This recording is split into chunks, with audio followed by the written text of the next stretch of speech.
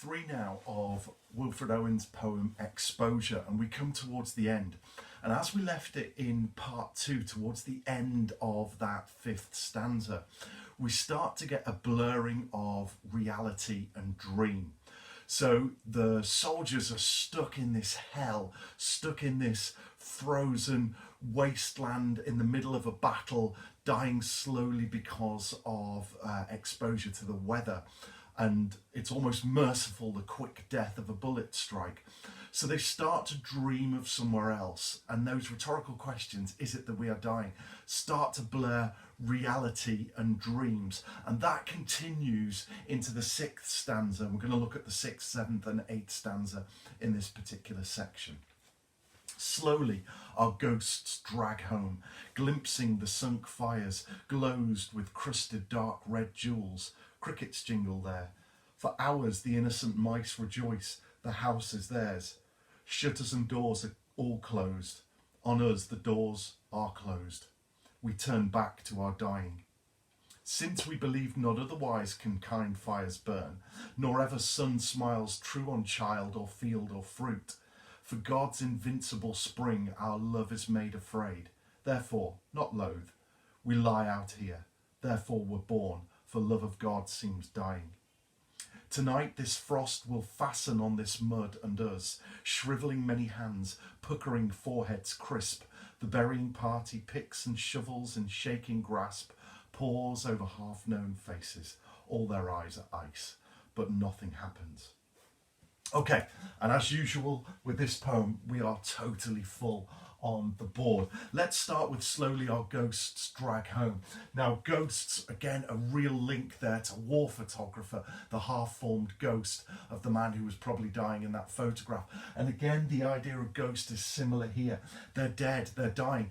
And even if they're not yet dead, their souls are gone, they feel empty. These are not men, these are just the blurred edges of men. They've become virtually nothing and just existing day after day, soulless, just waiting for death. So that image of the ghost is really carefully chosen to show the devastation to their existence, being in the war, exposed day after day after day. And then we get this idea of what their homes would be like. Again, the blurring of dreamlike and reality, because their minds are tortured. And glimpsing the sunk fires, so they start to think of the fires at home, glozed with crusted dark red jewels. Now, the dark red jewels here are a metaphor of frozen blood. So many of them have been injured, have had wounds. And if you think of like a scab wound, and it's a little bit like that, but frozen, so it becomes hardened, these blood wounds. And Owen uses this metaphor to imagine them as a jewel. It looks red, like a jewel, like ruby or something like that. And again, it's this blurring of reality and dream, but also perhaps that idea of a jewel is a metaphor for the value of man's life, but it's a wasted life, just being sacrificed for other men's gains, for the wider conflict of the war. And Owen, again, coming back to that idea of the subject of war, is war and the pity of war, the pity of these men's lives being lost. And that metaphor of the jewel, that there's more value to these men's life than the warmongers, than the politicians are actually giving them. Okay, for hours the innocent mice rejoice, the house is theirs. So they're thinking back to their homes, their empty homes. It's a dream of what life would be like far away. Shutters and doors all closed. So the idea of the house being closed up, and that brings him back to reality. The doors seem closed to them. Doors are often the escape to another world. Think of poppies, and the door opens to a treasure chest. The idea there of the son going out to join the army being a treasure chest is contrasted here with the doors being all shut on these soldiers. There's no escape for them. There's no door to another world, a different reality. On us, the doors are closed, so there's no escape. They're trapped in the hell of the trenches. We turn back to our dying.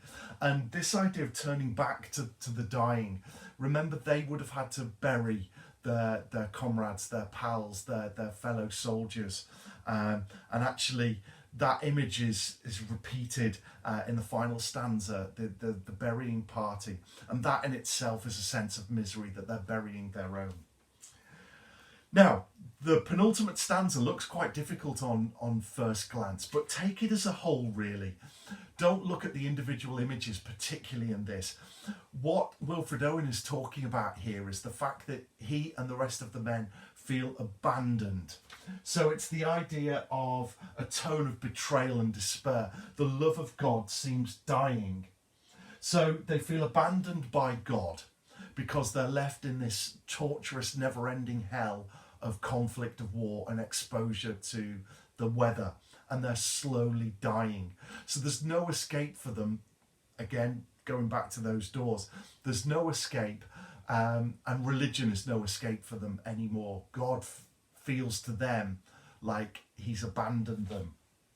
And the idea of God's invincible spring here goes back to the creation story in the Bible of the Garden of Eden, that utopia, that perfection of what the world should be. This feels absolutely alien, impossible to Wilfred Owen and the rest of the soldiers. So it's that contrast, that juxtaposition between the Garden of Eden and the battlefield, what should have been man's playground in Genesis. If you look at the beautiful creation of earth, this isn't the reality of what Owen is feeling at this point. He's feeling completely betrayed and let down by God, who has left them to the hell of the battlefield, not to the beauty of the Garden of Eden. So if we take that stanza as a whole there, think about that overall tone of betrayal and despair. Tonight, now we've started with dawn at different parts and we end on one day. Tonight, this frost will fasten on this mud and us. So another frosty night approaches, another cold. And that verb fasten on us, it's fixed. So the ground becomes frozen. So there's no comfort for them there. But also the frost attaches and sticks to them. There's no escape from it. Fasten, a verb that really suggests permanence, doesn't it? It's attached forever. The frost feels like it's strangling them and killing them from the outside in.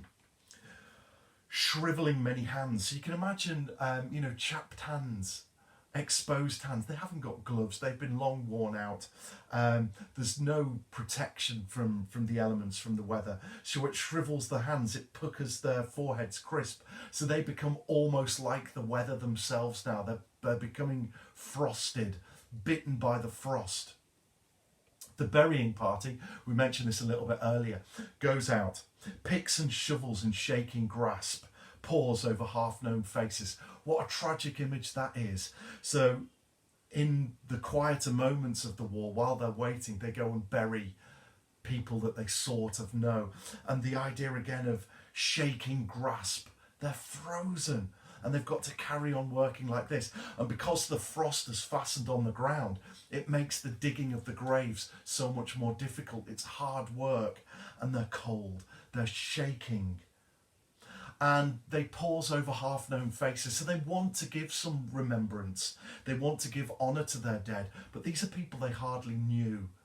These are acquaintances who they briefly nod at perhaps on previous days, and now they're dead without ever having got to know them. And that's a real tragedy. That's real pathos that Wilfred Owen's writing with, that ability to make us sympathise, that ability to make us feel emotion.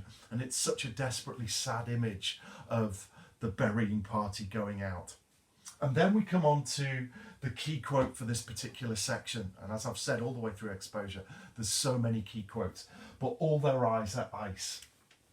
Now, it's a metaphor. They're cold, they're dead. So they've become part of the weather themselves. It's almost as if the weather has claimed these men for their own. We've had that personification of the weather all the way through exposure. And it's as if the men have become the the weather. They've turned to nature. They're cold, they're dead, so their eyes are glassed over like ice. But also, the eyes are seen often as the sort of window to the soul. You know, we smile with our eyes betray our emotions. And the fact that their eyes become ice, linked to the fact that these men were dead long before the weather actually claimed them, because they've lost their soul, links back to that idea of ghosts. They're no longer living, they're existing. They've got no hope, no emotion left anymore. So their eyes becoming ice suggests that in their final moments, their eyes are showing that emotion or emotionless feeling that has really captured them at the end of the war. And then it links again to the final line, but nothing happens. So it's as if these men are metaphors for being frozen in time. They're frozen in this hell, both metaphorically and literally. Metaphorically because they're stuck there, but literally because the ice has fastened upon them. The frost will fasten on this mud and us. So they've been captured and strangled and killed by the frost that is eventually brought about their horrible, long-suffering end. So, I think Exposure is one of the real key poems in the anthology. Often when your teachers talk about themes, you'll look perhaps at the conflict poems, and you'll look perhaps at the identity poems, and you'll look perhaps at the nature poems. Exposure, for me, is one of the poems that really captures all of those. It can link to any other of the poems in the anthology. And I've tried to talk about some of the links as we've gone through the ghosts with War Photographer. I've talked about Charge of the Light Brigade and Bayonet Charge. I talked about Poppies with the doors open, but it will go with anything. So if we take it with the war poems, quite obviously it is a war poem. It's a poem about the dreadful reality and loss and death and soulless nature of war itself. So it will go with Kamikaze, it will contrast with Charge of the Light Brigade, it goes very nicely with Bayonet Charge. You could look about the personal effects of war and link it to Poppies or War Photographer or Remains. So it goes with any of those. Perhaps the least of the three is Identity, but we do get a sense that the men have lost their personality, they've lost their identity, they've lost their fight. They're basically just waiting for death. And so it could link to that identity cluster, the sense of checking out my history, or emigre, or tissue, or something like that. It's not necessarily the best link to make, but there's so much in there about the loss of identity that you could pick out those elements within the poem. It really goes well with nature, because as well as being a conflict poem, it is about nature's power over man. It's nature killing man. So it could go with the prelude, with Ozymandias, with Storm on the Island.